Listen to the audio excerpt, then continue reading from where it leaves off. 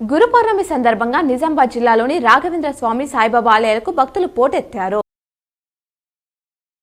నందిపేట మండల కేంద్రంలోని శ్రీ కేదారేశ్వర ఆశ్రమంలో గురు పౌర్ణమి వేడుకలు ఘనంగా జరిగాయి. వ్యవస్థాపకులు మంగిరాములు మహారాజ్ ప్రత్యేక పూజలు చేసి భక్తులకు ఆశీస్సులు అందజేశారు. రాష్ట్ర వ్యాప్తంగా కురుస్తున్న భారీ వర్షాలతో ప్రాజెక్టులకు వరద పోటెత్తింది. ఎస్ఆర్ఎస్పీకి 15,000 క్యూసెక్ల ఇన్ఫ్లో కొనసాగుతుంది. ప్రస్తుతం నీటి మట్టం 1,067 అడుగులుగా ఉంది.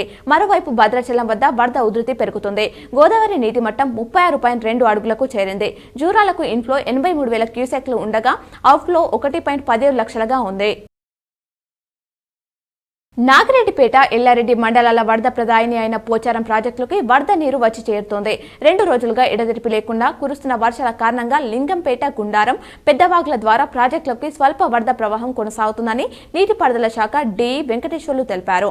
భారీ వర్షాలు కురిస్తే ప్రాజెక్టు నిండుతుందని రైతులు ఆశాభావం వ్యక్తం చేస్తున్నారు. కేరళలో నిప్పా వైరస్ మరోసారి కలకలం సృష్టించింది. మల్లుపురం జిల్లాకు చెందిన 10 ఏళ్ల బాలుడికి ఈ వైరస్ సోకింది. కోజికోడ్ ప్రభుత్వ ఆసుపత్రిలో చికిత్స పొందుతున్న అతన్ని ఆరోగ్యం విషమంగా ఉందని అధికారులు తెలిపారు. వైరస్ వ్యాప్తిని కట్టడి చేసేందుకు కృషి చేసినట్లు వివరించారు.